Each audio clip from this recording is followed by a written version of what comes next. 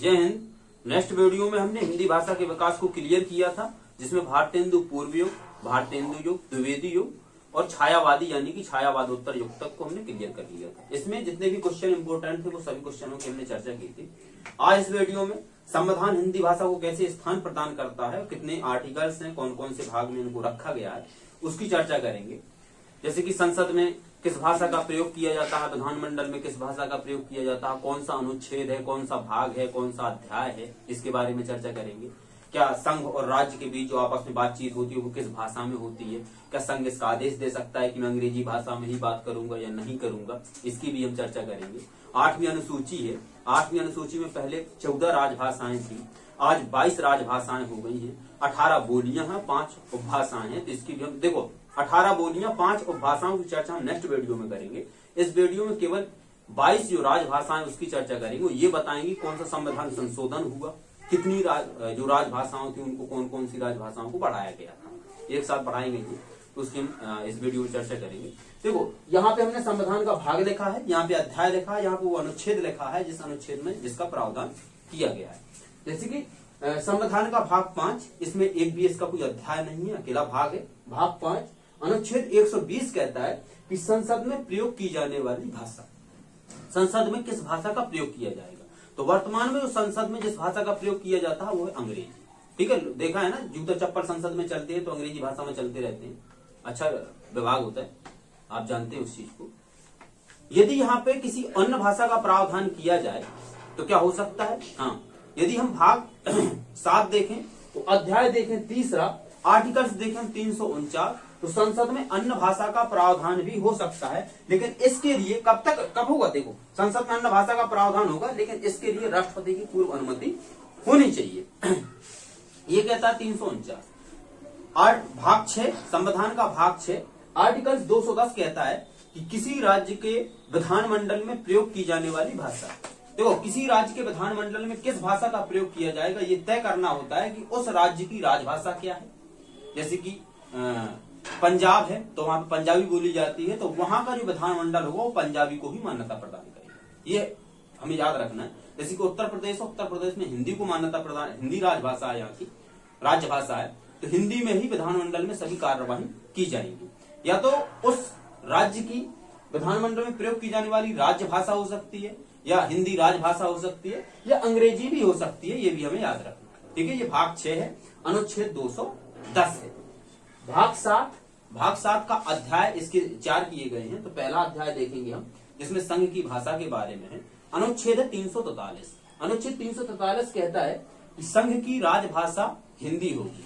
देखो संघ की जो राजभाषा होगी वो हिंदी होगी। इसको कब मान्यता दी गई थी, 14 सितंबर 1949 को दी गई थी। इसलिए प्रत्येक वर्ष के 14 सितंबर को हम हिंदी दिवस के रूप में भी मनाते हैं।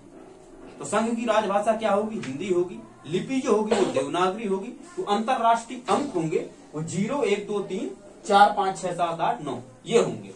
आर्टिकल्स 344 कहता है राष्ट्रपति राजभाषा आयोग का गठन करेगा।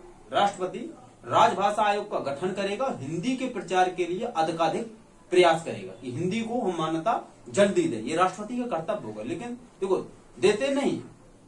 लेकिन एक कहावत है, इतिहास गवाह है कि चींटियां तादाद में चाहे जितनी क्यों ना हो जाए, लेकिन गन्ना घसीट के नहीं ले जा सकती। एक दिन ऐसा आएगा जब भारत में हिंदी को राष्ट्रभाषा की मान्यता दी जाएगी। ये मेरा अपना जो माइंड है वो कहता है।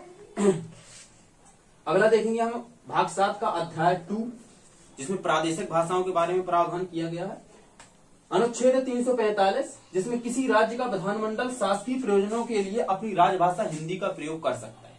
ठीक, जो 345 अध्याय 2 देखो भाग 6 अनुच्छेद 210, भाग 7 अध्याय 2 जिसमें प्रादेशिक भाषा, अनुच्छेद 345 किसी राज्य का विधानमंडल शासकीय प्रयोजनों के हिंदी भाषा के लिए हिंदी भाषा का प्रयोग कर सकता है। या तो जिस राज्य का विधानमंडल में बताया था उस राज्य की राजभाषा क्या है उसका प्रयोग करेगा, या अंग्रेजी का भी कर सकता है। ये कौन सा अनुच्छेद कहता है, 345। प्रादेशिक भाषाओं में अनुच्छेद 346 ये कहता है कि संघ की भाषा यानी कि संघ और राज्य के बीच जो आपस में बातचीत होगी वो किस भाषा में होगी। इसका जो संबंध तय करना होता है वो किसको करना होता है, राज्य को। क्योंकि देखो बाप हर चीज समझता है, बच्चा हर चीज नहीं समझता है। यही है कि ये राज्य तय करेगा कि उसको किस भाषा में बात करना है। तो राज्य की जो राज्य भाषा होगी उसमें कर सकता है, वो हिंदी में भी बात कर सकता है, वो अंग्रेजी में भी संघ से बात कर सकता है। ये प्रावधान कहता है 346। इसी में आर्टिकल 347 है, जिसमें कहा जाता है कि किसी राज्य में 2 राजभाषाएं हो सकती है, एक राज्य की 2 राजभाषाएं हो सकती है। जैसे कि हम उत्तर प्रदेश की बात कर लें तो उत्तर प्रदेश में जो प्रमुख राजभाषा है वो हिंदी है। अन्य जो राजभाषा है उसको उर्दू को उपमा प्रदान की गई। उर्दू को द्वितीय राजभाषा बोला जाता है उत्तर प्रदेश की। तो ऐसे राज्य या हो सकते हैं जिसमें 2 राजभाषाएं होंगी। ये कहता है अनुच्छेद 347। भाग 7 का हम अध्याय 3 की बात करें तो सुप्रीम कोर्ट और हाई कोर्ट में भाषा का प्रावधान किया गया है कि सुप्रीम कोर्ट हाई कोर्ट में किस भाषा का प्रयोग किया जाएगा। अनुच्छेद हम इसका 348 देखें, इसमें कहता है कि सुप्रीम कोर्ट और हाई कोर्ट में प्रयोग की जाने वाली भाषा तो अभी तक कौन सी है, अंग्रेजी है। तो सुप्रीम कोर्ट और हाई कोर्ट में जिस भाषा का प्रयोग किया जाता है वो अंग्रेजी है। देखो ये भाषा का बड़ा लफड़ा रहता है। सुप्रीम कोर्ट और हाई कोर्ट की बात करें तो केस हमारा है, एक आदमी वहां खड़ा है, एक आदमी वहां बैठा है, दोनों आपस में बात कर रहे हैं, फैसला हो जाता पता ही नहीं चलता फैसला में हुआ क्या।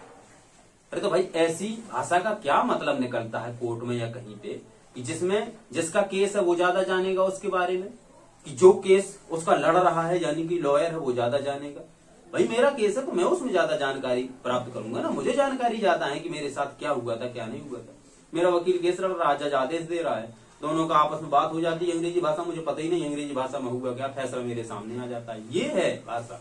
अरे भाई उस भाषा को मान्यता दो जिसमें दोनों पक्ष समझ सके, वो आदमी भी समझ सके। समझ रहे हैं ना। तो अनुच्छेद 348 सुप्रीम कोर्ट और हाई कोर्ट की सभी कार्रवाइयां अंग्रेजी भाषा में की जाएंगी। कब तक, जब तक कि संसद विधि द्वारा स्थापित ना कर दे कि संघ की सुप्रीम कोर्ट और हाई कोर्ट में अन्य भाषा का प्रावधान है। तो यदि संसद चाहे तो सुप्रीम कोर्ट या हाई कोर्ट में हिंदी भाषा का भी प्रावधान कर सकती है, लेकिन ये लोग ऐसा नहीं करते। क्या हिंदी कर देंगे तो सब कुछ समझने लगेगा। लफड़ा तो यहाँ है ना। देखो चलो इसमें चर्चा नहीं करेंगे, राजनीति है। अनुच्छेद 349 अभी हमने बताया था भाग 7 अध्याय 3 जिसमें आर्टिकल 349 आया था। सेम आर्टिकल से 120 की तरह संसद में प्रयोग की जाने वाली भाषा है जो अंग्रेजी है। यहाँ पे 349 कह देता है कि संसद में अन्य भाषा का प्रावधान भी किया जा सकता है, इसके लिए राष्ट्रपति की पूर्व अनुमति होनी चाहिए। बस इतना प्रावधान है 349 में। अध्याय 4 है जिसमें विशेष निर्देश दिए जाते हैं। अनुच्छेद 350 की बात करें तो अनुच्छेद 350 कहता है हिंदी भाषा के लिए कि अल्पसंख्यक वर्ग के बच्चों को शिक्षा उनकी मातृभाषा में ही दी जाए। ठीक है, क्या कहता है कि जो बच्चों की प्रारंभिक शिक्षा होगी, जो अल्पसंख्यक वर्ग के बच्चे हों उनकी जो प्रारंभिक शिक्षा होगी उनकी मातृभाषा में ही दी जाएगी। ये तय करता है अनुच्छेद 350। इसी में अनुच्छेद जो 351 आता है ये कहता है कि संघ का कर्तव्य होगा कि हिंदी के प्रसार को बढ़ाए। किसका कर्तव्य रहेगा, इस संघ का कर्तव्य रहेगा कि हिंदी के प्रसार को आगे बढ़ाए। आगे हम 8वीं अनुसूची में आपको 22 जो राजभाषा उसके बारे में बताते हैं, तब तक आप इसका एक स्क्रीनशॉट लीजिए। 8वीं अनुसूची में प्रारंभ में 14 राजभाषाओं को मान्यता दी गई थी।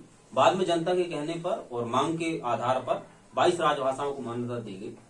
जो 15वीं राजभाषा थी जो संविधान में सिंधी को बढ़ाया गया था, ये संविधान संशोधन हुआ था 21वां संविधान संशोधन 1967 में। देखो एसएस का मतलब है संविधान संशोधन।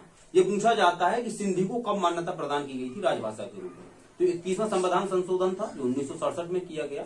बाद में एक साथ तीन जो राजभाषाएं थी एक साथ बढ़ा दी गई थी, वो थी कोंकणी, मणिपुरी और नेपाली। ये जो संविधान संशोधन हुआ था ये 71वां संविधान संशोधन था, 1992 में हुआ। देखो संविधान संशोधन भी हम याद करेंगे कि कौन सा था, तो ये 71वां था। कब हुआ था, 1992 में हुआ था, जिसमें कोंकणी, मणिपुरी और नेपाली को बढ़ाया गया था। बाद में 2003 में जो 92वां संविधान संशोधन हुआ, इसमें 4 राजभाषाओं को और बढ़ा दिया गया। ये थी बोडो, डोगरी, मैथिली और संथाली। ये टोटल मिलाकर हो जाती है 22 राजभाषाएं। जो हमारा नोट आता है 10 रुपए का या 50 रुपए का, उसमें केवल 15 राजभाषाओं को ही लिखा जाता है। तो आज के लिए बस इतना ही। नेक्स्ट वीडियो में हम 18 आपको बोलियां बताएंगे, 5 भाषाएं बताएंगे, उसको क्लियर करेंगे। तो चलते हैं, बने रहिए आप हमारे साथ और हमारे चैनल को सब्सक्राइब कीजिए। धन्यवाद।